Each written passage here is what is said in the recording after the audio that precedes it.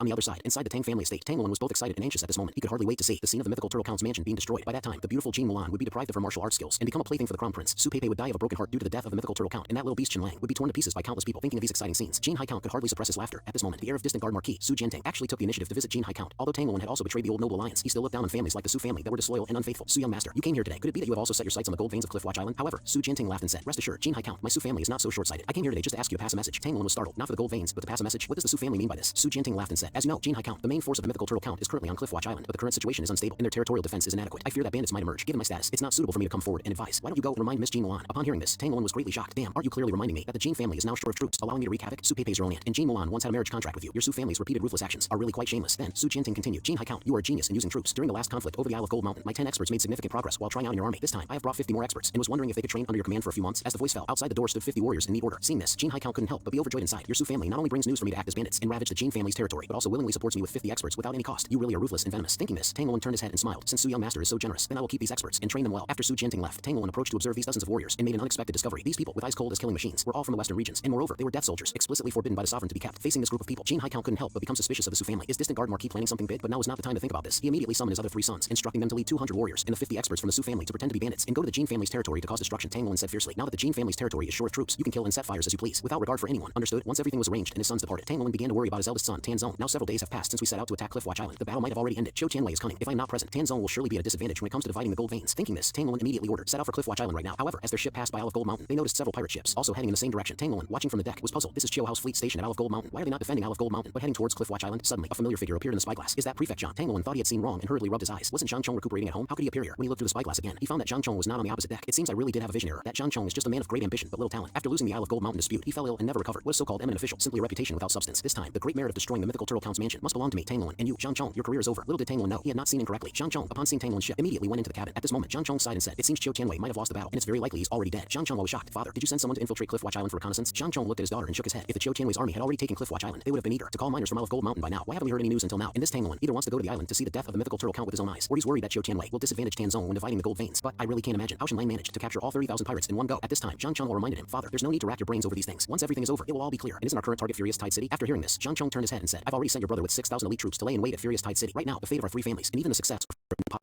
all hinge on the battle of Furious Tide City. The mantis stalks the cicada, unaware of the Oriole behind. It's just that I don't know if this Oriole can successfully accomplish a great feat. At this moment, Zhang Chonghua suddenly said with a mixture of regret and resolve, Father, it's my failure for not capturing Qiu Yaoer, for not smoothly completing your plan for Furious Tide City. You didn't capture Qiu Yaoer, but you captured Qiu Hao, which is already a great achievement. Chonghua, you didn't suffer any loss, did you? My ass has already been sold to Qiu Hao. Zhang Chong was immediately faced with a deadpan expression upon hearing this. Zhang Chonghua changed the subject. Qiu Hao only likes men. Even if I wanted to sell, this boat wouldn't be sellable. Besides, he's not Shenlang. Why would I sell my boat to him? Zhang Chong was speechless. His daughter had started talking nonsense again. Helplessly, he could only suppress his frustration and not scold her. Otherwise, it would only encourage her more. After a while, Zhang Chonghua felt that her father's lack of response was quite boring, so she asked seriously, Father, what are we going to do next? Zhang Chong sneered. This time, I have emptied all the garrison troops of the Lord Mansions in New River County, except for those in Mythical Turtle City, and together with Qiu Hao's 3,000 pirates, a total of 6,000 soldiers are heading to Furious Tide City. To aim for the high, one must secure the middle. To plan for the middle, one must control the low, silently and stealthily. That's how to strike with the force of thunder. Meanwhile, in Furious Tide City, Shenlang, having gathered all the Jin family's elite forces, took Qiu Tianwei's castle with the speed of lightning, and Zhang Ji led 6,000 official troops to occupy the western castle just as quickly. From this point, Furious Tide City entered a 3-way standoff. Although Shenlang had anticipated the situation when it actually happened, he couldn't help but inwardly exclaim at Prefect Zhang's brilliance to be able to keep such a calm demeanor and feign illness for months, then stab in the back at the critical moment. Shenlang began to analyze the situation with Jin Hui and Jin Jiring. Currently, our forces are the weakest among the 3 powers. The main castle defended by Qiu Yaoer with 3,000 warriors is impregnable, and that Zhang Ji is just waiting in the western castle, waiting for me and Qiu Yaoer to fight until both sides are injured. Then he'll strike from behind to reap the benefits of the fisherman. This situation is indeed quite tricky. Suddenly, Shenlang's face revealed a sly smile. Jin Jiring was somewhat puzzled. After all, they were up against the invincible demoness, Qiu Yaoer. He had already resigned himself to a do-or-die attitude towards this battle. Yet, young Master Shen's unsettling smile somehow reignited a flicker of hope in him. And then, for the next 3 days, Furious Tide City remained as calm as usual, until the 4th day when Shenlang suddenly ordered the gathering of all soldiers in preparation for attacking the main castle. Although the Jin family's troops were filled with doubts, a military order is as heavy as a mountain. 2,000 elite troops could only march to the main castle with a do-or-die spirit. This news quickly reached Zhang Ji's ears. General, should we also dispatch our troops? Zhang Ji decisively refused, just as Shenlang had said. Zhang Ji wanted to take advantage of the moment when Qiu Yaoer and you were fighting to the death, beat the main castle. But now, Shenlang's 2,000 troops against Qiu Yaoer were obviously in a losing position. Zhang Ji immediately ordered all troops to be battle ready. He had to seize the best moment to strike at any time. Meanwhile, atop the main castle, Qiu Yaoer had long been waiting. She looked down coldly and said, Shenlang, I had already warned you not to show up in Furious Tide City again, but since you've come, you might as well start the siege. Hearing this, Shenlang took a deep breath and closed his eyes. This woman, though formidable, had once shared a night with me, but what of it? Even if I've slept with her, she's still a stranger, isn't she? I can only care about the people I love. The strangers I've slept with can die. All soldiers on my command. Begin the attack. At Shenlang's command, several catapults were pushed forward by the soldiers behind him, while Qiu Yaoer stood on top of the city wall, coldly watching the enemy forces outside, her eyes showing no fear at all. Seeing this, Shenlang also greatly admired Qiu Yaoer's courage. It's just a pity she's Qiu Tianwei's daughter, an enemy of the Jin family. Therefore, she must die. Thinking this, Shenlang no longer hesitated and was about to order the stone throwing when suddenly Su Qianqian, with a loud shout, rushed out onto the city wall and stood in front of Qiu Yaoer. Shenlang, you can't kill her. Qiu Yaoer is pregnant. She already carries your child. At these words, Shenlang was completely dumbfounded. Near Cliffwatch Island, Jin Hai Count Tang Luan's ship was gradually approaching. At this moment, he looked at the inconspicuous little island before him, excited beyond measure. In his view, even 1/10 of the gold veins on the island could make the Tang family rise to prominence. Suddenly, a loud whistle of a ship was heard not far away. Looking over, several pirate warships were approaching them. After identifying themselves, a few pirates responsible for patrolling the sea boarded Tang Luan's flagship and performed a noble salute to Tang 9. The man with a disdainful gaze and an air of superiority was named Tang 9. Naturally, Tang Luan's 9th son. At this moment, he disdainfully glanced at the men before throwing a few gold coins on the deck. The pirates, seeing this, rushed to grab the gold coins like dogs seeing bones. One of the pirates even shamelessly asked Tang Nine for some wine. Tang Nine, looking at these beggars like pirates, felt a wave of disdain, but since there was still a collaboration between them, he still ordered someone to bring them a few barrels of good wine. As the pirates were moving the wine, Tang Nguyen came out, and the pirates quickly knelt down to greet him. Seeing them so sensibly paying their respects, Tang Nguyen was pleased, and immediately had a bag of gold coins thrown to them. Then he sat down to inquire about the situation on the island. Unfortunately, these pirates were just left by Qiu Tianwei to patrol and guard the area, and knew nothing about the situation on the island. They only knew that there had been fighting sounds all over the island a few days ago, but from yesterday onwards, there were no sounds of battle. Perhaps the fight was over, and they were dividing the gold. After saying this, they even pointed out the direction where Qiu Tianwei's camp was located on the island for Tang Nguyen. After hearing this, Tang Nguyen picked up his spyglass and observed in the direction pointed for a long while before he saw Qiu Tianwei's camp next to the Jin family's mine. Putting down the spyglass, Tang Nguyen couldn't wait to order his men to arrange for landing on the island. At that moment, one of the pirates obsequiously suggested to Tang Nguyen that they wanted to follow and land on the island together. Tang Nguyen, of course, understood the pirates' desire to share in the spoils and readily agreed to their request. Soon, Tang Nguyen led 200 guards to land on the island and marched majestically towards the direction of the mine. Walking on the wide and flat road, Tang Nguyen's seventh son, Tang Seven, mocked. Who would have thought that the Jin family, lacking in other skills, are actually quite good at building roads? They've made this godforsaken place so smooth. Tang Nguyen laughed heartily upon hearing this, then turned to his sons and said, no matter how well it's built, it now belongs to our Tang family. The mythical turtle count's downfall can only be attributed to their family not being populous enough, passing down the tradition of marrying only one wife. Such a large family has regrettably dwindled to only leaving behind an idiot, Jin Muzong. It's truly laughable. At this moment, Tang Nine cautiously asked from behind, Father, I heard you're planning to marry 13 to Jin Muzong, but she was fostered in our family after Uncle's death, wasn't she? Before he could finish, Tang Nguyen glared at him. Isn't that good? It's more controllable this way. Tang Nine hesitated slightly before telling Tang Nguyen, Father, I've already slept with 13. To his surprise, Tang Nguyen was delighted. No problem. Continue sleeping with her. It would be best if you could freely give him a son after she marries Jin Muzong. Tang Nine, who was initially worried his father would be angry, became excited upon hearing this. All right then, the Jin family will belong to us Tangs from now on. As they spoke, Tang Nguyen also led the troops to Qiu Tianwei's camp by the mine. Seeing the densely packed camp empty, Tang Nguyen began to shout for Qiu Tianwei. Furious tides Marquis, I am here. How come everyone is sleeping inside the camp during broad daylight and no one is guarding the gate? After shouting for a long time with no response, he thought Qiu Tianwei was in the mine and didn't hear him, so he kept shouting while walking towards the mine pit. Unexpectedly, just as he reached the center of the camp, suddenly the Jin family soldiers, who had been ambushing in the tents on both sides for a long time, rushed out in a surge. In the blink of an eye, Tang Nguyen and his 200 guards were completely surrounded. Seeing this scene, Tang Nguyen was dumbfounded, being ambushed by Jin family soldiers within the Qiu camp. It was clear what had happened, but that was Qiu Tianwei's formidable army of 30,000 pirates known for their ruthlessness, along with my son Tianzong and 3,000 private soldiers. Where did they all go? Could they all have been dealt with by Jin Zhua? No, that's impossible. I must be hallucinating. At this moment, the mythical turtle count came out, greeting nonchalantly. Jin Hai Count, long time no see. How have you been? Seeing Jin Zhua at that moment, Tang Nguyen was terrified. Wasn't he supposed to be dead? Why is he standing here? Perfectly fine. What exactly happened? The mythical turtle count, seeing Tang Nguyen's reaction, wasn't surprised. The arrival of brother Tang is indeed a pleasant surprise. It seems the next two big problems can now be resolved. At this point, Tang Nguyen finally reacted, screaming, Jin Zhua, what have you done to my son? Where's Qiu Tianwei? Where's the grand army of 30,000? The mythical turtle count calmly had the soldiers make way. Don't worry, cousin. Your son and Qiu Tianwei, they're all floating down there. You might want to see for yourself, but if you're here to collect their bodies, I'm sorry to say, they're all frozen now. You'll probably have to wait until spring for them to thaw. Tang Nguyen was completely stunned. Coming to his senses, he rushed to the edge of the mine pit, but when he saw the scene inside the pit, his mind went blank. The entire pit was densely packed with frozen bodies. The horrific sight completely broke Tang Nguyen, who collapsed to the ground. It can't be. This must all be fake. Wait, there are no Tang family soldiers here, right? Jin Zhua, don't think you can fool me. Where have you hidden my son and the Tang family soldiers? The mythical turtle count coldly looked at him. Tang Nguyen, there's no need to search. Your Tang family soldiers, wearing such heavy armor, have already sunk to the bottom. Hearing this, Tang Nguyen was stunned in place. He wanted to scream, but couldn't make a sound. Wanted to cry, but could only desperately claw at the ground. How could they just die like that? There were more than 30,000 people. Suddenly, it seemed he thought of something. Immediately turning his head with his bloodied fingers, pointing at the mythical turtle count. It's Shen Lang, right? This is all Shen Lang's conspiracy, isn't it? The mythical turtle count didn't deny it. Correct. This was a death trap Shen Lang set for Qiu Tianwei. There was no ancient gold vein. Everything was an illusion. I just didn't expect that you, Jin Hai Count, would also be so eager to come to your demise. Hearing this, tears finally welled up in Tang Nguyen's eyes. He had lost completely once again. And all of this, isn't it because of my greed? Zhang Chong had warned me. Shen Lang is a heartless person. This gold vein must have problems, but I still arrogantly fell into Shen Lang's trap. My greed has completely destroyed the Tang family. I, Tang Nguyen, have let down the ancestors of the Tang family. As his voice fell, Tang Nguyen let out a desperate and unwilling howl to the heavens. Ancestors, I have failed you. I have failed you. The next second, he heavily fell to the ground. Tang Nguyen's sons, seeing their father fall, rushed up but were stopped by the soldiers. Jin Zhong went up to check. Tang Nguyen was still alive. Meanwhile, in furious Tide City, just as Shen Lang was about to order an attack on Qiu Yaoer, Su Qianqian rushed out to stop him, crying and telling Shen Lang that Qiu Yaoer was pregnant with his child. This massive revelation almost made all the Jin family soldiers' jaws drop. Even the several loyal servants behind Shen Lang were both shocked and speechless towards their young master Shen. Jin Hui even broke out in a cold sweat for young master Shen. Even Qiu Yaoer, this demoness, has been dealt with by young master Shen. Impressive, truly impressive. But this should count as infidelity, right? After a moment, Shen Lang finally recovered from his shock, slowly speaking. Su Qianqian, you say Qiu Yaoer shouldn't die. Should I, Shen Lang, die then? Should my 2,000 brothers behind me die? Do you realize that Zhang Ji's thousands of troops are not far behind us, ready to rush up and wipe us out at any moment? If I can't take furious Tide City, my Jin family is finished. Do you understand? Su Qianqian, I knew you were won over by Qiu Yaoer, that you truly stand on our side, but it doesn't matter anymore. None of it does. We were always mortal enemies. He then no longer hesitated and ordered the stone attack to be prepared again. Seeing this, Su Qianqian was already in tears. Of course, she knew the current situation and that she couldn't change Shen Lang's decision, but the child in Qiu Yaoer's womb is innocent. Thinking this, she suddenly turned around, knelt down, and hugged Qiu Yaoer's legs, pleading, General, please talk to Shen Lang. Will you? He really will kill you. I don't want you to die, nor do I want the child in your womb to die. You say you don't love the child, but that's because you haven't seen him, haven't felt him. As time goes by, you will accept and love this child. However, these words didn't move Qiu Yaoer. She still spoke with a cold and firm tone. Thank you for your concern, but death is not something I fear. I can feel Shen Lang's intention to kill. I swear to defend furious Tide City for my adoptive father. I owe him that. Hearing such words, Su Qianqian despaired. Then she got up, shouting as she ran towards the edge of the city wall. If you all insist on killing each other, then there's no hope for my revenge. Might as well die right in front of you. Make it quick. The next second, she actually jumped off the 20-some meter high city wall, intending to use her death to shake Qiu Yaoer's heart. However, in a swift moment, Qiu Yaoer reached out and grabbed her clothes. In Qiu Yaoer's heart, she might not care about anyone's life or death, but she couldn't accept someone dying for her. At this moment, Su Qianqian, hanging in midair, cried and cursed. Shen Lang, are you even a man? You already have a child with Qiu Yaoer. Won't you talk properly? I fuck. She was the one who came onto me. I'm the victim here. Fine, come on then. You come. Do as you fuck, please. Hearing Su Qianqian's words left Shen Lang speechless. This woman is really shameless. Helplessly, he could only grumble as he walked towards the city gate alone. Fine, I'll come in and talk peace with you by myself. Just me alone. Kill or slash as you wish. If we can't talk it out, then we fight. We kill. Shen 13 and Jin Hui hurried forward to stop him, but Shen Lang simply said, don't worry about me. At this point, we must make a quick decision. I no longer have the luxury of choice. Having said that, he walked straight towards the wooden box lowered by Qiu Yaoer. The next second, he was pulled up as if by an elevator. Qiu Yaoer's strength was truly formidable. A large wooden box plus Shen Lang's height of 1.8 meters. She easily pulled him up the more than 20 meters high city wall by herself. Standing on the wall, Shen Lang, though still imposing, was actually very worried inside. I came here alone. What if Qiu Yaoer suddenly decides to kill me? At this moment, Su Qianqian couldn't help but step forward and started arguing with Shen Lang. Although her words were harsh, this actually eased Shen Lang's inner tension. After a bout of verbal sparring, Shen Lang activated his X-ray vision towards Qiu Yaoer's abdomen. Indeed, a tiny embryo was growing in her womb. Seeing this, Shen Lang was thoroughly dismayed. Your blood, Qiu Yaoer, is full of heavy metals, and you frequently let blood. How could you still get pregnant from me so easily? And more so, the embryo is growing healthily. Should I praise my own prowess, or is it your Qiu family's lineage that's incredibly formidable? After calming his emotions, Shen Lang looked towards Qiu Yaoer. Let's not talk about this child for now. To be honest with you, when I was treating you, I had already tampered with your body. I can take your life at any moment. Shen Lang wasn't lying about this. During the treatment, he had implanted several extremely small particles inside Qiu Yaoer. These particles were deadly cyanide extracted from a large amount of almonds, encased in a very thin metallic shell to create poison pills. On the catapult, the ammunition was made from meteorite magnet powder. Once Qiu Yaoer shattered them, the powder would adhere to her body surface. Qiu Yaoer would definitely try to break free at that that moment, causing true energy to burst forth from every part of her body. The thin metal balls would be squeezed by true energy and attracted by the magnets, causing the metal balls to crack and the cyanide inside to enter the bloodstream. In just a few seconds, Qiu Yaoer would be dead. By then, although the alchemist in Zaiqian didn't hold a high position in the Lord's castle, being an old man by Qiu Tianwei's side, he had seniority and credibility. Without a leader, he could collaborate with Qinlang from inside and outside to take over the castle. But at this moment, Qinlang found himself in a dilemma. He had anticipated the Zhang family would make a move, but Qiu Yaoer's pregnancy was truly unexpected. So, a better option has presented itself to me. I'm really pregnant. Yes, whose fault is that? I bear no responsibility for this. I'm the victim. Qiu Yaoer, seeing Qinlang's attitude, directly said, though I'm pregnant, I don't need you to take responsibility. It's only been over a month and hasn't taken form yet. Just pretend it doesn't exist. Qinlang, hearing this, replied even more unhappily, just shut up. It was you who slept with me, leaving me covered in bruises and hurting my wife's feelings. Now, you're even pregnant. Do you still intend to keep this child? Qiu Yaoer didn't continue the topic, but simply said, I'll send you down. Let's start the battle. Seeing this, Su Qianqian desperately stood in front of Qiu Yaoer. General, can this matter really not be resolved peacefully? I don't understand why you remain loyal to Qiu Tianwei, who is utterly evil. Qiu Yaoer told her, if it weren't for Qiu Tianwei's rescue in my childhood, I would have died at sea long ago. Therefore, I must repay this nurturing kindness. But Su Qianqian didn't see it that way. She knew that the foundation of the Qiu family was built by Qiu Yaoer herself through battles in the north and south. This nurturing kindness should have been repaid long ago. Yet Qiu Yaoer shook her head. No, the adoptive father saved me, so I owe him my life. If I can survive today's battle and keep Furious Tide City for him, then I will leave and wander far away. At this moment, Qinlang spoke up from behind her. You don't need to repay him anymore, because Qiu Tianwei is already dead. Qiu Yaoer trembled, but she still turned back to tell them, even if Qiu Tianwei is dead, I must keep Furious Tide City for him. At worst, I can hand the city over to Qiu Hao in the future, fulfilling my promise. Qinlang, you may leave. Fate is in the hands of the heavens. Let's continue the battle. Facing Qiu Yaoer's thoughts, Qinlang immediately scolded. Are you out of your mind, you foolish woman? Do you not realize that you no longer owe Qiu Tianwei anything? Do you know the cook who poisoned you with salt was instigated by your so-called adoptive father, Qiu Tianwei? Hearing this, Qiu Yaoer was shocked. How could that be? Seeing her disbelief, Qinlang had no choice but to continue explaining. Qiu Tianwei never considered you as a daughter. He wanted you to be his woman. But now, you've become so powerful that not only are all the pirates in the sea afraid of you, but even he has started to fear you. Your prestige has long surpassed his, making him appear dull in comparison, and making Qiu Xiao look like a wastrel who only ruins women. Therefore, you cannot stay. You must die. Hearing Qinlang's words, Qiu Yaoer's expression drastically changed. She had indeed felt that her adoptive father's gaze towards her was strange, but she had not thought in that direction. The idea that her adoptive father wanted to kill her was utterly beyond her expectations. At this moment, Qiu Yaoer, filled with a murderous aura, asked Qinlang, do you have any evidence to prove these things? Qinlang informed her. The cook, Shu Shu, is now in a secret room underneath the Lord's mansion. You need to release him Zaiqian, and he can lead you to her. Qiu Yaoer, puzzled, asked, why wouldn't my adoptive father just silence such an insignificant woman? Qinlang smiled. It's because the cook got pregnant, and Qiu Tianwei thought the child was his, but actually, it's in Zaiqian's. Moments later, the cook, Shu Shu, was brought up to the city. Qiu Yaoer asked, did my adoptive father instruct you to poison me with salt? Yes. Qiu Tianwei commanded me to kill you by using poison salt in your food, starting 2 years ago. Seeing this, Qinlang confidently smiled. There, everything's out in the open. Meanwhile, back on Cliffwatch Island, after fainting for several hours from the shock, Tangluan finally regained consciousness. He felt drained and listless, chilled to the bone despite being covered in several thick blankets, as cold as if he had been dropped into an ice cellar. Tangluan, brother, are you awake? This sudden voice made him sit up sharply, but upon seeing the mythical turtle count calmly sitting by the bed, he remembered everything. The Tang family had lost, not to Jinhua, but to that heartless son-in-law, Qinlang. With this realization, he mustered his last bit of dignity and said, Jinhua, just kill me, considering we're both from old noble families. Please let me die with some dignity. However, the mythical turtle count simply shook his head. Tangluan, I won't kill you or your 2 sons, but you'll have to do something for me. Tangluan, startled, then looked towards the mythical turtle count. What is it? The mythical turtle count continued. It's simple. There's still a group of pirates at sea that I need to eliminate. They're surely thinking of landing to divide the gold. Lure them ashore. Of course, this task requires your personal attention, while your 2 sons will stay here with me. Tangluan sighed, to cut the grass and remove the roots, to prevent future troubles. He clearly understood the mythical turtle count's intentions, but for the sake of the Tang family, he had no choice but to reluctantly agree. An hour later, the pirates were lured by Tangluan onto the island. At this moment, half a step into the Grim Reaper's embrace, the pirates still wholeheartedly thanked Jin High Count, unaware of Tangluan's anomaly. Fellow brothers, the gold left for you by the Pirate King is just ahead, inside the smelting workshop. Everyone grab your gold and hurry back to patrol the seas. Moments later, the pirates arrived at the wooden workshop, and the neatly stacked piles of gold bricks instantly made their eyes shine. Subsequently, they couldn't wait to pounce towards the gold bricks. For these greedy pirates, how could they possibly be satisfied with just 1 piece each? In no time, pirates who didn't get gold drew their sabers. Suddenly, the workshop was embroiled in conflict. Then, a series of knocks from outside was heard. A pirate near the door finally noticed something was amiss. How come the door is locked? At this moment, Jin family soldiers were seen securing the entire workshop with armor. Then, hundreds of flaming arrows shot towards the workshop. The next second, with a loud boom, the workshop was engulfed in flames. Only then did the pirates inside realize it was a trap. Seeing the fierce flames, everyone panicked. At this moment, the pirates cursed frantically, desperately trying to break the wooden walls with their knives and bodies. But when they saw the armor covering from outside, all hope was lost. As the fire grew, the curses and pleas for help inside gradually faded away. In just about 10 minutes, these remaining pirates were burned to ashes, leaving nothing behind. Atop the hill, Tangluan, looking at the rising smoke, asked the mythical turtle count, I've done what you asked. Can you let my sons and me go now? The mythical turtle count turned and said, not so fast. There's one last thing you need to do for me. After hearing this, Tangluan gritted his teeth and said, now that these over 100 warships also belong to your Jin family, what more do you want? Aren't you afraid of biting off more than you can chew and choking yourself to death? However, Jinhua didn't respond, simply giving a look that said, you know what I mean without me having to say it. Seeing this, Tangluan immediately understood. Do you intend to use me to impersonate Qiu Tianwei's pirates to help you recapture the Isle of Gold Mountain? On the other hand, the mythical turtle count and Qinlang had been away from the count's mansion for nearly a month. During these 20+ days, Jin Mulan was exhausted to the extreme. Now, the entire defense of the count's mansion rested on her alone, and only 1,000 family private soldiers remained in the mansion. For safety, she took matters into her own hands, sleeping no more than 3 hours a day. Even so, to not disappoint her husband upon his sudden return, she would use these 3 hours to wash herself thoroughly, even going as far as to sleep in the bathtub to save time. Physical exhaustion was one thing, but mental fatigue was key. Her father led 4,000 troops against Qiu Tianwei's 30,000 strong army, and her husband also led only 2,000 troops to seize Furious Tide City. Both fronts were perilous ventures, extremely dangerous. Yet, to this moment, there had been no news, which naturally made her anxious, especially considering the last time her husband returned. Not only was he physically violated, but also severely injured. Jin Mulan was infuriated. Qiu Yaoer, you shameless woman, better not harbor any thoughts towards my husband this time. Someday, Jin Mulan, will surely tear you to pieces. As these thoughts overwhelmed her, sleepiness hit, and in a moment, Jin Mulan fell asleep. Little Bing felt deeply sorry to see her mistress so exhausted, only hoping that the Count and young Master Shin could return victorious soon. At this moment, the lady of the Jin household was kneeling in front of the ancestral hall, praying for the mythical turtle Count and Qinlang to show her sincerity and ask the ancestors to protect the 2 men who had gone to the front lines. The lady had neither eaten nor drunk, kneeling devoutly for several days. Just then, a frantic messenger's voice came from the front of the hall. Lady, miss, there's enemy movement on our lands. Jin Sword Lady has returned injured. Upon hearing this, the lady of the Jin family immediately drew her sword and rushed outside, while Mulan also quickly led her troops, following closely behind her mother. At this moment, they saw Jin Sword Lady covered in wounds, struggling towards them in a wretched state. Lady, miss, for some reason, a large group of bandits bearing the Kutuan flag appeared on our lands. Hearing the name Kutuan, the lady and Mulan were shocked. Kutuan is a notorious bandit from the province of the Southern Journey, known for his ruthless and evil deeds, with hundreds of wicked followers under his command. Moreover, he is shrouded in mystery, with no one having seen his true face. At this point, Jin Sword Lady, who had pushed herself to return, finally collapsed from exhaustion. Mulan quickly went forward to check her injuries, but curiously, all the wounds, though appearing severe, were precisely avoided vital areas. The lady immediately ordered someone to fetch doctor and to treat her injuries. Catching her breath, Jin Sword Lady continued recounting her ordeal. Just now, while leading a cavalry patrol on our lands, we encountered a group of bandits mercilessly chasing down civilians. Without a second thought, I led my troops to fight them. Unfortunately, they outnumbered us, and only I managed to break through to come back and report. But miss, they could have killed me directly, yet they let me break through to come back and report. I suspect this act was deceitful. Doctor, who had arrived, also chimed in. Though Kutuan is a bandit, he has never appeared in New River County before. I also think this is a diversion. Someone impersonating Kutuan to lure you out. Hearing both analyses, Mulan was torn. She didn't know whether she should personally lead troops to rescue the civilians on her lands, or stay and defend the Count's mansion, sending out a cavalry troop to engage, but not directly confront them. Mulan found herself in a dilemma. Leaving the castle now would play into the enemy's hands, but if she didn't go to the rescue, many of the Jin family's people could die. die or be injured. We must save them. We have to save them. Having made up her mind, Jean Mulan immediately decided she must dispatch troops to rescue her people. Otherwise, what right would the Jean family have to be the lords of this land? She then turned to the lady of the Jean family and asked, Mother, do you still remember the sword techniques of the Su family? I'm going to lead 300 cavalry to save our people, leaving you with 700 troops. Is that enough to defend the Count's mansion? The lady of the Jean family immediately assured her, even if I have forgotten, once I fight for my life, I will naturally remember. Do not worry, with my strength, I am sure to defend the Jean family's castle. Suddenly, Xin Lang's brother, Xin Jian, wearing armor, rushed over shouting, Sister-in-law, don't go. I want to go with you to fight the enemy. Since the Xin family moved into the Count's mansion, Xin Jian had been practicing martial arts under the guidance of several Jean family experts. Now that his own family was in trouble, Xin Jian would not hide away, but Mulan directly refused him, telling him to stay at home and protect their parents. Xin Jian was not convinced. I've been practicing martial arts for over half a year. Why can't I join the battle? However, despite his frustration, Mulan no longer paid him any attention. Although she understood Xin Jian's desire to protect his family, going to war was not child's play. If anything happened to her brother-in-law, she wouldn't be able to explain it to her husband. Moments later, 300 cavalry were all assembled, and Mulan was ready to depart on her horse once more. Suddenly, Jean Sword Lady, who had just bandaged her wounds, rushed out. Miss, please let me join you in battle. Mulan was about to refuse, but Jean Sword Lady cut her off. Please rest assured, Miss, my injuries are not serious. I witnessed our brothers being killed by those beasts with my own eyes. If I do not go to this battle and take revenge with my own hands, I will be restless for the rest of my life. Seeing her determination, Mulan no longer tried to stop her. Dear sister, then let us go together and leave none of them standing. After speaking, Jean Mulan gave the order, and all the cavalry followed her, rushing out of the city gates. At this time, the setting sun cast its last light over the dense forest in the valley, creating a stunningly beautiful scene. In this scene, a group of people in black lay in ambush on the trees along the path Jean Mulan and her troops were bound to take. They quietly watched as Jean Mulan led her team speeding past them. The leader of this group was none other than Jean Mulan's cousin, Su Jianting. At that moment, he watched Jean Mulan with a complex gaze. This woman was supposed to become my wife, but unfortunately, she ended up with that bastard Xin Lang. But no matter, soon you will become a widow. Moreover, the crown prince has taken a liking to you. If I can't have you, then you shall become a stepping stone for the Su family. As night quickly fell, seeing that his plan to draw the tiger away from the mountain had succeeded, Su Jianting began to implement his next plan. He looked towards the brightly lit Count's mansion atop the hill. This operation is my father's command. At any cost, we must seize that item. I hope you will hand it over to me willingly when you see me. Then, putting on his mask, he ordered, in this battle, spare no one, even if it's Su Pei. Anyone who resists, kill without mercy. With that, he led over 100 skilled men in black towards the Count's mansion. Meanwhile, several miles away, the martial fanatic Tang Yan, mounted on a horse, stood at a crossroads, lost in thought. Behind him on the ground lay a sprawl of bodies. After losing to Jean Mulan, he had returned to Southern Sea Sword Island with his master Li Qianqiu to learn a new sword technique. This technique was hidden within a jade stone, and even Li Qianqiu himself would need 10 years to decode it. If anyone wished to decipher it in a shorter time, there was only one person capable of doing so, and that person was Xin Lang. At this moment, Tang Yan helplessly looked at the cryptic map his master had drawn. Since entering the territory of the mythical turtle Count's mansion, not only were the roads difficult to recognize, but he also encountered 3 groups of bandits. What he didn't know was that there were originally more than a dozen groups of robbers. However, after he swiftly defeated the first 3 groups, the remaining bandits were too scared to appear. Tang Yan, looking at the 3-way crossroad in front of him, sighed and muttered to himself, my master could have led the way himself, but he stubbornly refused. I really don't understand what's so fearsome about the mythical turtle Count's mansion, but my master had instructed, if faced with 2 paths, take the right. If 3, choose the middle. So, I'll follow my master's advice and take the middle path. This time, Tang Yan finally chose the correct path, unaware that his unexpected appearance, the martial fanatic Tang Yan, would change the fate of the Jean family at this moment. Earlier, in Furious Tide City, Zhou Yaoer's castle. Miss, I'm very grateful that you saved me once. Now, to commit such an ungrateful act, I'm worse than a beast, but my children's lives are in Zhou Qianwei's hands. If I don't comply, they will die. Zhou Yaoer shook her head. You were forced, so I won't blame you, but you need to tell me, why did you suddenly disappear, and why did you stop poisoning me? Shushu told Zhou Yaoer, because I got pregnant, and because Zhou Qianwei was attacking the Jean family's Cliffwatch Island, while Furious Tide City needed you to defend it, so they temporarily stopped me from poisoning you. Hearing Shushu's answer, Zhou Yaoer's heart was in turmoil. All these years, I've loyally conquered countless cities for my adoptive father, yet now, he actually wants to kill me. Xin Lang was right. Zhou Qianwei, I no longer owe you my life. The debt between us is settled. Thinking this, she took a deep breath, as if letting go of all burdens. Then she looked toward Xin Lang. Xin Lang, this castle and the entire Furious Tide City are yours now. I'm taking my people to wander far away. From this day forward, we part ways indefinitely. In the pitch black night, a village within the territory of the mythical turtle Count's mansion was ablaze with fire. At this time, soldiers from the Tang and Su families, disguised as Kuto and bandits, were carrying out a frenzy of slaughter in the village. The cries and pleas for help stimulated the inner beasts of these men, unleashing the demons deep within their hearts. As they threw their torches, setting the houses on fire, they felt an unspeakable delight. Countless survivors from the Jean family, watching their homes burn and their relatives brutally killed, were overwhelmed by helplessness and despair, plunging them into endless fear. Laughing amidst the flames, one of the fake bandits said, "Do you wretches feel desperate, still hoping for the Jean family to save you? Forget it. The Jean family is about to be finished. How could they care for you now?" However, before he could finish, the ground trembled violently. Looking towards the source, they saw a group of warriors on tall horses charging towards them through the dark night. Leading them was the valiant General Jean Mulan herself. She led 300 cavalry, wielding long spears, and shouted, "Kill all these beasts!" The villagers, upon seeing Jean Mulan, burst into tears of joy. Their lord had come to save them, also proving that the Jean family had not abandoned them. Faced with the arrival of Mulan and the cavalry, Tang 4 was not intimidated, but showed disdain and scorn from his eyes. "Jean Mulan, you dare to come? Since you're so eager to seek death, let's see how you fare against these 50 expert warriors from the western regions, supported by the Su family." With this thought, Tang 4 brandished his sword and shouted loudly, "Everyone, mount up and prepare for battle. Today, let's show them whether the Jean family's cavalry is strong, or if Kutuan is stronger." After speaking, he led his team at full speed towards the Jean family cavalry. In moments, the 2 forces clashed, colliding and battling furiously. Jean Mulan went straight for Tang 4. Though Jean Mulan's swordsmanship might not be the top among the younger generation, against Tang 4, she was more than capable. Seeing Tang 4 at a disadvantage, Tang 5 and Tang 7 also joined the fray, facing the shameless 3-on-1 tactic. Even Jean Mulan, strong as she was, found herself restrained for a moment on the other side. Although the Jean family cavalry had the advantage in numbers and equipment, facing the Tang family's elite masters and the Su family's warriors from the western regions, they ultimately fell into disadvantage. As the Jean family cavalry began to fall one by one, the Tang family masters also started attacking towards Jean Mulan's position. Now surrounded by the 3 Tang brothers and seeing more enemies approach, Jean Mulan gradually began to feel overwhelmed. Seeing this, the villagers nearby became anxious. "We can't just watch our lord be bullied by these scoundrels. Let's rush in and fight them." As soon as the words were spoken, people of all ages grabbed their shovels and hoes and rushed towards Jean Mulan's side. Jean Mulan was shocked and hurriedly shouted to stop them from getting closer. However, this moment of distraction gave Tang 4 the opportunity to strike, aiming his sword directly at Mulan's face. Mulan couldn't dodge in time, and her helmet was knocked to the ground. The ordinary villagers, powerless against the experts, were instantly killed. These beasts didn't even spare the fleeing villagers, leaving a trail of bodies in their wake. Seeing this, Mulan roared in anger and grief, "Beasts, you're seeking death." Her spear movements became even more fierce, thrusting directly towards Tang 4's chest. But the next second, a Western region's expert appeared behind Mulan, unexpectedly striking her back with a stone hammer. Jean Sword Lady, seeing her lady injured, immediately called for a dozen cavalry to assist. Even injured, Jean Mulan showed no fear. She had to ensure the villagers' safety and bring back the remaining soldiers. She wouldn't admit defeat, ready to fight to the death to protect the Jean family's honor. Just as she braced for a final stand, the sound of galloping hoofs approached. Their leader also wore a mask with the character Ku. Everyone was shocked, wondering if these were the real Kutuan bandits. Seeing his disguise exposed, Tang 4 quickly gathered his men to flee. The real Kutuan snorted coldly under his mask, thinking of running. "Let's see if you can escape." With that, he drew his long sword and charged into the fray, leaving no one alive in his path, striking like lightning. He quickly caught up to Tang 4. Kutuan didn't give him a chance to react, decapitating him in the blink of an eye. This scene left Jean Mulan utterly astounded. Yet, to confirm the identity of the person before her, Jean Mulan approached with courtesy to express her gratitude. "Thank you for your help. From the mythical turtle Count's mansion. With such skills, you must indeed be the real Kutuan." Kutuan nodded. "I came here because I heard someone was impersonating me to kill the innocent and tarnish my reputation. I, Kutuan, have always only killed the wicked to carry out justice. Such actions cannot be tolerated." Jean Mulan, hearing this, bowed again and said, "Mr. Ku, your assistance this time will be remembered by the Jean family. If you ever need help in the future, please send someone to inform us. The Jean family will spare no effort to assist." A hearty laugh came from beneath Kutuan's mask. "How could we, lowly folks, dare to associate with the mythical turtle Count's mansion? I shall take my leave now. Farewell." Then he turned and left with his followers, departing with style. Watching Kutuan leave, Jean Mulan couldn't help but sigh. How can such a hero, who punishes evil and promotes good, be misrepresented as a thoroughly wicked person? The day before, in Furious Tide City, after learning of all Zhou Qianwei's family's schemes, Qiu Yaoer decided to leave the Thunderous Isle, which had confined her for 20 years, and handed over Furious Tide City to Qinlang. However, as she turned to leave, Qinlang appeared before her. Qiu Yaoer, you may leave, but what about my child you're carrying? Qiu Yaoer coldly responded, if this child is born safely, then among the many experienced women by my side, raising a child will surely be more than manageable. After hearing this, Qinlang felt conflicted. He believed Qiu Yaoer would ensure the child's safe growth, hoping it would be a girl. If it were a boy, growing up with such a formidable mother and surrounded by women, such an environment might impact the child's physical health. Now that Qiu Yaoer was willing to keep the child, and for the child's safe birth, Qinlang proposed removing the metallic poison beads hidden inside her. Although the child was illegitimate, it was still his flesh and blood. Qinlang quickly extracted 5 poison beads. Looking at these tiny grains, hardly a millimeter in size, it was hard to believe their toxicity could be so potent. He then handed the poison pills to Enzykian for safekeeping, stressing not to break them, as just one could be fatal. Qiu Yaoer, hearing his words, immediately sat up. Qinlang, to be as venomous as you are is truly rare. She then prepared to leave with her people, but Qinlang stopped her again. You can't go yet. Zhang Ji's 6,000 troops are waiting for me. You need to help me defeat him. Qiu Yaoer, puzzled, looked at Qinlang. That's your problem. What does it have to do with me? Facing the question, Qinlang unexpectedly resorted to being shameless. Because you, Qiu Yaoer, were cured by me. You said you owed me a favor. Besides, you assaulted me. Shouldn't you compensate then? Qinlang smiled slyly. It's simple. Just help me put on a show. Pretend our negotiations broke down. Then I launch an attack on you. You die in the onslaught of rocks, and we storm the city gates, fighting with your troops. That way, Zhang Ji will be fooled into ambushing me from behind. Then we can join forces to eliminate him. Hearing Qinlang's plan, Qiu Yaoer's face was full of disdain. So troublesome. Can't fight, but still insists on fighting. Qinlang, who even gave you the courage? Reluctantly not wanting to owe this pretty boy a favor, she finally said. No need for such trouble. I'll just directly lead my troops and eliminate Zhang Ji. Qinlang shouted back. Are you out of your mind? Aren't your soldiers' lives valuable? A little inconvenience can reduce casualties. You know, listening to Qinlang's lecture, Qiu Yaoer was nearly driven insane. At this moment, she really wanted to kill him. Suppressing her inner rage, Qiu Yaoer grabbed Qinlang and quickly walked outside, as if staying another second would make her lose control and dismember Qinlang. When they stood atop the city gate again, Qinlang screamed in terror. He was being dangled over the city wall by his collar. Qin Hui and others were shocked. Oh no, young Master Shin is in danger. However, the next second, Qiu Yaoer threw Qinlang down. Qinlang was stunned. Damn it, big sister, that's like falling from the 5th floor. Do you really want me dead? Qin Shuring and the others were scared witless, sprinting over at the speed of a 100-meter dash. Just as Qinlang was about to hit the ground, Qin Shuring leaped up to catch their young Master Shin. Qinlang, still trembling after landing, cursed Qiu Yaoer furiously in his heart. My wife was right. You deserve to be slashed 1,000 times. Then he turned around angrily and shouted, prepare the catapults. We're going to war. As his words fell, all soldiers immediately got the catapults ready. Then Qinlang shouted again towards the city top. Qiu Yaoer, you demoness, today is your day to die. Prepare to face your end. Catapults ready. Fire. As the words were spoken, several meteorite magnet boulders were hurled towards Qiu Yaoer from above. Yet she was neither hurried nor slow. She waved her ghost blade, effortlessly shattering them all. Due to the high metallic content in Qiu Yaoer's body, countless magnet powder immediately enveloped her. To cooperate with Qinlang's performance, Qiu Yaoer dramatically fell backwards, her massive form crashing down heavily. Seeing this, Qinlang was extremely irritated. Are you out of your mind, woman? Is your brain made of muscles? Couldn't you at least spit some blood and fall slowly? If you get hurt, it's one thing, but what about my child? Without further thought, Qinlang shouted, Qiu Yaoer is dead. All soldiers, follow me to storm the castle and take Furious Tide City. At that moment, with a loud bang, the castle gates were forcefully smashed down from the inside. Seeing this, the Jin family's 2,000 elite troops, led by Qinlang, charged into the castle. As Qinlang and the Jin elites were breaching the gates, Zhang Ji's scouts, one after another, hurriedly relayed the current situation to Zhang Ji. General, Qinlang and Qiu Yaoer have broken off negotiations, and the assault has begun. His catapults launched iron balls that killed Qiu Yaoer. Qinlang's troops have entered the Lord's mansion. Hearing the shocking news, Zhang Ji was numb. He hadn't expected Qinlang to actually kill Qiu Yaoer as his father predicted. He was grateful for his father's foresight in predicting this scenario. Thank goodness my father instructed me to bring troops for rearguard action. Otherwise, if Furious Tide City falls into Qinlang's hands, it means the end of a new policy and my father's political career. But Qinlang, even if you've killed the demoness and stormed the mansion, what then? In the end, I, the Siskin, will still devour you. Wait for me to take your life. Qinlang, Furious Tide City will ultimately be mine. Today, I, Zhang Ji, will achieve this unprecedented feat. Thinking this, he stood up from his seat and loudly declared, brothers, the moment for us to make our mark has arrived. Gather all the soldiers and let us storm the Lord's mansion together. As his words fell, the generals were invigorated. They then rushed out of the fortress, assembling their 6,000 elite troops, and headed towards the Lord's mansion for battle. In the early hours of the next day, the Su family's covert guards also began their assault on the mythical Turtle Count's mansion. Their agile movements seemed to deliberately create noise, drawing the attention of the Jin family guards on patrol. The leader of the new guards, Jin Xia, upon seeing this, hurriedly gathered all the guards to ready their bows for battle. They quickly found their positions, and under Jin Xiao's command, launched a volley of arrows at the enemy. Hundreds of arrows rained down like a shower, piercing the bodies of the enemies and slowing their advance. However, outside the city walls, although the Su family's covert guards were bloodily slain, Su Jianting's figure was nowhere to be seen. Clearly, this assault was his tactic of creating a diversion, aimed at concentrating the Count's mansion's attention elsewhere. At this time, he, leading a dozen trusted men, was in the weeds behind the Count's mansion's castle, searching for a secret passage into the residence. Referred to as a secret passage, it was actually just an abandoned sewer, known to him from childhood games of hide and seek with Jin Mulan and others. With the Jin family's main forces engaged in repelling the external attack, this moment provided an excellent opportunity for infiltration. Without further ado, Su Jianting and his men easily snuck into the interior of the Count's mansion. Soon, they arrived at their target location, the Count's mansion's library. He then ordered the guards behind him, stay here on watch. If anyone approaches, regardless of gender, kill without hesitation. After giving his command, he quickly entered the room alone. However, as he faced tens of thousands of books, he fell into contemplation. Searching through so many books one by one would take forever. Thinking this, he ordered those outside, leave two to keep watch. The rest come in. Look for a wooden box with no patterns. However, the library of the Count's mansion was just too large. After searching both the upper and lower floors without success, Su Jianting recalled there might be an underground library. He led his men to the entrance of the basement level. As he approached the iron door, he sensed someone inside. Instantly on alert, Su Jianting kicked the door forcefully, breaking open the heavy iron door. Surprisingly, after a quick scan, aside from neatly arranged original jade secret texts, there wasn't even a mouse inside. Just as his men were about to enter, Su Jianting gestured for them to wait, then closed his eyes to use his breath to sense the surroundings. He found a thick-walled secret room and detected a non-martial woman hidden inside. After scouting, he turned and gestured for 4 experts to prepare for a direct attack, with the remainder ambushing from the sides. Suddenly, the wall was blasted open, and a terrified girl screamed out. In that moment, Little Bing's chest launched countless fine needles, shooting forward and instantly turning the few frontline attackers into a pincushion. When the needle rain ceased, the hit men fell lifeless. Su Jianting was shocked. What kind of poison needle is this? So lethal. As Su Jianting cautiously looked inside, his eyes suddenly brightened. The trembling, beautiful person holding the strange weapon was none other than Little Bing, whom he hadn't seen for years. It turned out that Little Bing, deeply trusted by Qinlang, had been appointed as the keeper of the secret room. With enemies attacking that night, she could have stayed in the hall with the lady for safety, but considering her duty, she went to the secret room to destroy all of Qinlang's experimental records to prevent them from falling into enemy hands. Unexpectedly, she was discovered by Su Jianting after burning them, and before she could return, Su Jianting put away his sword and approached Little Bing, asking, "What are you doing here?" After all, if he hadn't torn up the marriage contract back then, this beauty might have become his woman. But before Little Bing could answer, Su Jianting noticed the freshly burned ashes next to her. His rage exploded, abandoning his previous gentle demeanor. What were you just burning? Facing the blade pressed against her neck, Little Bing, though crying from fear, still clenched her teeth, refusing to utter a word about young Master Shin's secrets. Thinking that she was about to die without having consummated a relationship with young Master Shin, filled Little Bing with such regret that she cried even harder. Su Jianting, seeing the pitiful Little Bing, softened his heart. Perhaps she really doesn't know anything. He withdrew his sword and also took the strange weapon from Little Bing's hands. This girl might still be useful later on. It's more important to quickly find what my father is looking for. He then continued to direct his men to search for the wooden box. Despite damaging all the jade texts, they still found nothing. Su Jianting frowned. Where exactly could the mythical turtle count have hidden this important item? After an unsuccessful search, Su Jianting, dragging Little Bing, threatened Mrs. Jean as a bargaining chip. This all started over a secret letter from more than 20 years ago. At that time, the situation in the Yu Kingdom was unprecedentedly complex, with external wars raging between Wu and Yu and internal strife for succession among the princes. Although Ning Yuanxian was established as the crown prince with the support of his family, his older brother Ning Yuanwu, due to his notable military achievements, gained the support of many military generals, thus harboring ambitions to usurp the throne. Because of the great war between Wu and Yu, Ning Yuanwu, who was a leading general, controlled a large portion of the Yu Kingdom's military forces. Seeing that the eldest prince was about to win, the distant guard Marquis Su family decided to defect to Ning Yuanwu and pledge loyalty to him. To add an extra layer of security, the Su family sent a secret letter to the mythical turtle, Count Qingyuan. Despite the cryptic content of the letter, it was clear that the Su family intended to persuade the Jin family to join them in supporting Ning Yuanwu. However, Count Qingyuan not only flatly refused, but also made it clear that he would never involve himself in the struggle for succession. Just when everyone thought Ning Yuanwu was about to win the succession battle, the mighty duke unexpectedly led an army of 100,000, betraying Wu to support the Yu kingdom with the territories of 3 counties, clearly siding with Crown Prince Ning Yuanxian. From that moment on, the mighty duke became his biggest political ally, pushing Ning Yuanwu into a corner from which there was no return. Consequently, Crown Prince Ning Yuanxian made a miraculous comeback, winning the succession battle and becoming the current emperor. One of his first acts after ascending to the throne was to purge the loyalists and generals of Ning Yuanwu. Upon hearing the news, the Su family, in an attempt to retrieve the secret letter, not only reached out to the Jin family but also arranged a marriage between the newly born Su Jianting and Jin Mulan. However, 8 years ago, when the two families were preparing to fulfill the marriage agreement, the Su Nan Marquis suddenly demanded the letter from Count Qingyuan. The upright Qingyuan stated that he had burned it years ago in front of his wife, Su Peipei. Naturally, Su Nan did not believe him, leading to a major disagreement that night, resulting in the cancellation of the marriage agreement. Today, during a crisis at the mythical turtle Count's mansion, Su Jianting, accompanied by over a dozen experts dressed in black and wearing masks, pushed Little Bing into the Count's mansion hall. The intrusion caused immediate chaos among everyone present, including Mrs. Jin Su Peipei, who was surprised. The Count's mansion is guarded all around. How did these people get in? However, upon recognizing the man holding Little Bing in black, she immediately realized everything. Isn't this my cousin's son, Su Jianting? Mrs. Jin was immediately furious. Well done, Su Jianting. No wonder these people were able to sneak in undetected. Every time my Jin family faces difficulties, your Su family kicks us when we're down. You really are a fine maternal family. The more she thought about it, the angrier Mrs. Jin got, and she immediately wanted to confront him. However, before she could even call out his name, Su Jianting drew his sword to warn her not to make a sound. Seeing this, Su Peipei had no choice but to suppress her anger and asked in a deep voice, Su Jianting, what is your purpose in targeting my Jin family time and again? Su Jianting snorted coldly. What do you want? You should be well aware. Where have you hidden the secret letter that my grandfather sent to your family years ago? Hearing this, Su Peipei was shocked. She hadn't expected that her own maternal family still didn't believe that the letter had been destroyed by her husband. Seeing her stunned, Su Jianting directly placed his sword against Little Bing's neck and threatened, Madam, if you do not hand over that item, I will kill this girl and let everyone here accompany you in death. Seeing the sword about to harm Little Bing, Mrs. Jin had no choice but to agree to his demand. Moments later, Mrs. Jin came in holding a long wooden box. Su Jianting's eyes lit up. This is the box, no doubt about it. The Jin family really didn't burn the letter after all. Once Mrs. Jin handed over the box, Su Jianting hurriedly opened it to check. This is indeed my grandfather Su Jian's handwriting. However, he didn't know that the real secret letter had indeed been destroyed. This letter was a fake made by Shen Lang from cutouts of Su Jian's writings, intended for use against the Su family in the future. At this moment, Su Peipei spoke up. Now that you have got what you wanted, please release Little Bing and leave this place. The Count's mansion will never welcome you again. However, Su Jianting handed Little Bing over to his subordinates and set the wooden box on fire before coldly saying, your Jin family really is cunning and deceitful. But now that you, Su Peipei, know so much, do you think you can still live? Upon hearing these words, several veteran generals, led by Nzaishi, immediately drew their swords and stood in front of Su Peipei. The next second, both sides engaged in fierce combat. At this moment, Mrs. Jin, watching everything unfold, felt an overwhelming sense of grief and anger. This is my own nephew. My maternal family really wants to put me to death. Tears filled Su Peipei's eyes as she mixed grief with indignation. Su family, just you wait. From now on, I, Su Peipei, will have nothing to do with the Su family. When Shen Lang returns, he will surely exterminate your entire clan. Thinking this, she suddenly drew her long sword and without a word, stabbed at Su Jianting, initiating a fierce battle. Surprisingly, Su Peipei, who hadn't wielded a sword in over a decade, hadn't lost her skill and was evenly matched with Su Jianting. Little Bing, though scared, didn't run away and even wanted to contribute her strength to the fight. Seeing her still there, Su Peipei quickly shouted for her to leave. At that moment, Little Bing took the opportunity to draw a second rainstorm of hidden blades and shot at Su Jianting. Two of the Su family's experts instinctively blocked it for Su Jianting. Seeing his men killed, Su Jianting was furious and continued to fight with Su Peipei while shouting, kill that girl. Several men in black charged at Little Bing. Seeing this, Su Peipei was shocked and immediately went to rescue her, but this moment of distraction allowed Su Jianting to severely injure her. Just then, 2 men in black reached Little Bing, but unexpectedly, she drew a third hidden weapon and shot at the 2 men, instantly killing them with the third rainstorm pear blossom. Seeing this, Su Jianting flew into a rage. Damn, how many hidden weapons do you have? You poisonous girl. Kill all the Jin family, every single one, young and old. The Su family's experts, ruthless and far more powerful, quickly overwhelmed the Jin family's inexperienced and old soldiers in the Count's mansion hall, causing numerous casualties. Watching this bloody slaughter, Su Jianting laughed psychotically under his mask, even thinking of abducting Little Bing after clearing out the Jin family. However, in the next second, a figure suddenly appeared before him. Realizing who it was, Su Jianting was shocked. Isn't that Tang Yan? How did he get here? At that moment, Tang Yan looked at him and asked, I think I know you. Are you Su Jianting? What happened here? Where's Shen Lang? After saying that, he turned his head towards the hall. This isn't right. Why are you slaughtering the elderly and children here? Just as Tang Yan finished speaking, Su Jianting panicked, thinking that this martial fanatic might intend to help the Jin family. However, before he could stop him, Tang Yan had already drawn the sword from his back. Then, a familiar scene unfolded. Tang Yan, with lightning fast movements, took down several of the Su family's experts in just a breath's time, instantly changing the course of the battle. Seeing this, Su Jianting was shocked and decisively ordered the remaining subordinates to retreat. This martial fanatic is too strong. I don't want to die here. Anyway, the thing we wanted has already been burned, and the Jin family is already on the decline. There's no need for me to linger in battle. Watching the black-cloaked people flee in disarray, Tang Yan did not pursue them. Meanwhile, Su Peipei, gasping for breath, looked at the bodies strewn across the hall with deep heartache. These were faithful servants who were like family to her. Su Jianting, Su Nan, the entire distant guard marquis household. Just you wait. This deep vengeance will be repaid in blood when my son Shen Lang returns. The timeline shifts to the day before at sea, where the mythical turtle Count, along with Jin High Count, is sailing on Qiu Tianwei ship towards the Isle of Gold Mountain. The mythical turtle Count is well aware that the real battle determining the fate of the Jin family isn't at Cliffwatch Island, but at Furious Tide City. The journey to the Isle of Gold Mountain is just a side mission. Then Tang Lun approached, smiling. Brother Jinhua, you have already achieved a great victory. Why then do I not see a smile on your face along the way? The mythical turtle Count did not respond. His mind was constantly worried about Shen Lang's safety in the battle at Furious Tide City. Knowing that the dangerous Zhou Yaoer was stationed there, the stakes were incredibly high. If Shen Lang wins, the future for the Jin family will be smooth sailing. However, if Shen Lang loses, all their efforts would have been in vain. Tang Lun continued to flatter. I never expected Brother Jinhua to put aside past grievances and our family's hatred, giving me Tang a way out. Had it been someone else, I fear I would have been dead beyond dead. This favor, I, Tang, will definitely remember in my heart. The mythical turtle Count shook his head. Cousin, you are mistaken. The grievances and grudges are between our ancestors. We had no choice in the matter. How could I possibly hold a grudge against you? Upon hearing this, Tang Lun immediately put on a smile and lavishly praised the mythical turtle Count, appearing to admire him greatly. However, internally, he was grinding his teeth in hatred, harboring deep resentment without a shred of gratitude towards the mythical turtle Count. Nevertheless, Jinhua indeed harbored no thoughts of killing towards the Tang family. After all, he only truly despised 2 families, the distant guard marquis Su family and the martial peace Count Hua family. These were the Jin family's in-laws and allies, yet they nearly drove the Jin family to extinction. At this time, Jin Zhong came to inform that they were soon to arrive at the Isle of Gold Mountain. Hearing this, the mythical turtle Count immediately ordered that the Tang family and their entourage remain on deck, while all other Jin soldiers hide in the cabin. Meanwhile, the pirates stationed on the Isle of Gold Mountain spotted Qiu Tianwei's warship and were ecstatic, knowing that the arrival of their lord's fleet to the Isle of Gold Mountain meant they had successfully taken over the Cliffwatch Island gold mine. They were looking forward to dividing the gold tonight. However, Tang Lun was surprised to see only a handful of pirates welcoming them upon landing. Where's Qiu Hao? Where are the warships at the dock? A pirate leader, not daring to admit that Qiu Hao had disobeyed orders and taken the main force away, could only vaguely claim the chief recently caught a chill and is resting in a cave. Your boss isn't here. You might as well tell me the truth. Seeing the opportunity for gain, the pirate immediately revealed the truth after receiving gold coins. The chief heard someone was going to attack Furious Tide City and worried that the female demon couldn't hold it, so he took all the main forces there to support. Tang Lun was stunned. How many people are left guarding the island? The pirate leader replied, there should be 1,000 people. Hearing this number, Tang Lun was shocked. Only 1,000? That means Qiu Hao took 4,000 of the main force back to Furious Tide City. Now, is it good or bad luck for Jinhua? I wonder if Shen Lang, that pretty boy, can withstand his attack. If he fails, then the Jin family only has one way out, death. Despite his thoughts, Tang Lun still sternly rebuked. Can these 1,000 pirates hold the Isle of Gold Mountain? There are thousands of miners alone. Can you keep an eye on them? The pirate leader said indifferently. Those miners are all your people. There's no need to watch them. In the mythical turtle Count's mansion, there are 1,000 or 2 captives, but they are very obedient, hardly needing any supervision. Now, leaving 700 people to oversee the mine is more than enough. Tang Lun's heart tightened again. So, you're saying there are only 300 pirates defending the dock. Doesn't that mean Qingyuan could easily take over the Isle of Gold Mountain? Thinking of the mythical turtle count's promise to let him go home once the Isle of Gold Mountain was taken, he didn't dare delay for even a second and sternly rebuked, "I came here to deliver food to you, and I didn't expect there would only be 1,000 of you guarding here. This is absolutely unacceptable. Wait here. I will go back to the ship and think of a way to possibly leave some people behind to strengthen your defenses." Moments later, after returning to the ship, Tang Luan relayed the island's defensive situation to the mythical turtle count. "Brother Qingyuan, you're really lucky. There are only 1,000 pirates guarding the island, split into two groups, 300 at the dock and 700 at the mine." Before he could finish, the mythical turtle count interrupted Tang Luan and asked him where Hua had gone. Tang Luan smiled. "He's obviously gone back to Furious Tide City to support Yao. Brother Qingyuan, don't forget you said once the Isle of Gold Mountain is taken, you would send me and my son home." Hearing Tang Luan's response, the mythical turtle count's face drastically changed. Hua went back to Furious Tide City, but Qingyun is still there. Immediately, he called Qingyun and ordered all hands on deck, abandon the Isle of Gold Mountain and head full speed to Furious Tide City. Tang Luan was shocked at this command. "Brother Qingyuan, the Isle of Gold Mountain is almost ours. How can you just give it up?" The mythical turtle count replied sternly, "Qingyun is my family. What is the Isle of Gold Mountain compared to the life of my son-in-law?" After saying this, he hurried to the deck, taking control of the helm towards Furious Tide City. Tang Luan fell silent at this scene. For the sake of a son-in-law, the mythical turtle count was willing to give up significant gains, something Tang Luan couldn't do himself. No wonder Qingyun was wholeheartedly devoted to the Jin family. This is what truly makes a family. Inside Furious Tide City, Zhang Ji, leading 6,000 elite troops like a tide of iron armor, was rushing towards the main castle. His blood was boiling. "Father, you always say how outstanding Qingyun is. Today, I will prove to you that your son is the strongest. I will achieve a great victory, allowing you to become a marquis and a high official. What Qingyuan count achieved over 100 years ago, your son will surely make happen for you." As the 6,000 cavalry trod through the streets of Furious Tide City, all the shops and houses closed their doors and windows tightly. The city's inhabitants were terrified and uneasy. Is the sky changing? Will Furious Tide City become the territory of your kingdom in the future? Will this no longer be the city of freedom? Meanwhile, above the main castle, shouts and cries of battle could be heard. Unbeknownst to many, this was actually a ruse by Qingyun and Yao's forces, randomly shouting to create an illusion. At this moment, Qingyun's personal bodyguard brought news. Zhang Ji has led 6,000 elite troops towards the castle. Qingyun sneered upon hearing this. "Zhang Ji, I've finally been waiting for you." At that time, inside the castle, Yao, after receiving the news, grabbed her ghost blade and prepared to go out to battle without a second thought. Qingyun saw this and became annoyed. "Big sister, have you gone mad? Can't you stick to the plan and defend the castle, waiting for Zhang Ji to come in on his own?" Yao disdainfully replied, "I don't like defensive play that's timid and hesitant. Such minor characters should be dealt with quickly. No need to drag it out." Then she turned to Su Qianqian. "This Zhang Ji is your enemy, right? Don't worry, I'll avenge you right now." Saying this, she gave the order and led her 2,000 elite troops directly out to battle. This move by Yao left Qingyun dumbfounded. "Is this woman crazy?" Su Qianqian, hearing his comment, became furious. "You're the one who's crazy. The general is the most incredible woman in the world. You, a scumbag, have no right to judge her." After saying this, she ran towards the city wall, determined to witness her idol crushing her father's murder in revenge. Watching Su Qianqian's departing figure, Qingyun was helpless. Why are all these women so impulsive? Meanwhile, outside the city wall, Zhang Ji could no longer contain his arrogance, loudly shouting Qingyun's name as he charged towards the castle. However, the next second, a tall figure wielding two large swords, followed by a group of cavalry, emerged from within the city. The person with such an imposing aura was none other than the female Rakshasa, Yao. At this moment, Zhang Ji's face was filled with disbelief. This woman is still alive? What kind of skill did Qingyun use to win over Yao to set up this trap with him? However, a sense of ridicule-fueled anger quickly surged within him. The formidable pirate Rakshasa aligning with a pretty boy to commit such backstabbing acts is truly laughable. They say you, Yao, are invincible under heaven. I'm curious to see just how formidable you are. Today, let me truly understand the strength of this demoness. At this, two rational generals beside Zhang Ji hurried to catch up with his pace. "General, this demoness is too powerful. You must not act rashly." As their words fell, all the soldiers behind rushed forward to protect Zhang Ji in the center. However, Yao's speed was too fast. In just a blink of an eye, she appeared in front of everyone. The next second, before anyone could react, she swung her ghost blade. The 200-pound giant blade whirled like a fan in her hands, crazily spinning. The terrifying blade effortlessly cut down the cavalry and their horses from a distance of 2 meters, leaving them slaughtered on the ground. The enemy, witnessing this scene, intended to immediately pull back, but Yao gave them no chance. Swinging her ghost blade like a tank, she charged directly into the enemy lines, leaving a trail of crushed bones and corpses wherever she passed. On the city walls, Qingyun and Su Qianqian, who were watching the spectacle, were in shock and admiration, respectively, at Yao's terrifying combat prowess. One's jaw was nearly dropping, while the other was mentally placing her idol on a pedestal. No wonder Tianwei couldn't tolerate her and wanted her gone. Such a formidable woman definitely threatens the Qiu family's status among the pirates. The people behind them were also terrified by the scene, sweating cold sweat. No wonder Yao never inquires about the number of enemies before a battle. Her combat strength could render an 8-meter radius around her devoid of life. Qin Shiring thought, "I originally believed that despite Yao's reputation, I might manage a few moves against her, but now, thankfully, young Master Shin has a relationship with her. Otherwise, the 2,000 men brought by the Jin family would have been completely annihilated in less than an hour." Watching Yao's subordinates, each displaying remarkable agility and murderous intent, Jin Hui timidly asked from behind, "Young Master Shin, do we still need to send troops to assist?" Qingyun frowned and then shook his head. "This demoness has gone mad with killing. We must avoid getting caught in the crossfire and becoming her victims." On the battlefield, the Zhang family soldiers lay dead in heaps, with the survivors desperately trying to protect their general. However, all their efforts were in vain. Yao quickly dispatched all remaining soldiers and approached Zhang Ji. Facing the imminent Yao, Zhang Ji was trembling from head to toe, yet his pride prevented him from retreating in fear. Suddenly, Yao lifted her giant blade and turned to walk away, leaving Zhang Ji puzzled by her retreat. After moving about 20 steps away, she stopped, turned around, and pointed her blade at Zhang Ji with her left hand. Zhang Ji realized Yao was arrogantly challenging him to charge at her on horseback, a blatant humiliation that fueled his anger. "You, Yao, may be strong, but I, Zhang Ji, am not so easily defeated. Since you're so arrogant, don't blame me for fighting dishonorably." With that, he charged towards her. Yao, no matter how strong you are, you're still flesh and blood. I don't believe you can withstand the force of my charging horse." However, Yao simply planted her sword into the ground and, bare hands, readied herself. As Zhang Ji leaped at her with his horse and sword, aiming for a surprise attack, Yao's speed was astonishing. She delivered a punch directly to Zhang Ji's horse. The terrifying force of her punch sent the horse, along with Zhang Ji, flying. Then, as Zhang Ji fell, she caught him by the neck, holding him midair like a chick. In Yao's eyes, Zhang Ji was no different from Qingyun. Both were easy targets. For her, battles were always quick kills. Thus, Zhang Ji was utterly defeated, and Qingyun managed to secure Furious Tide City effortlessly without deploying a single soldier, thanks to his wit.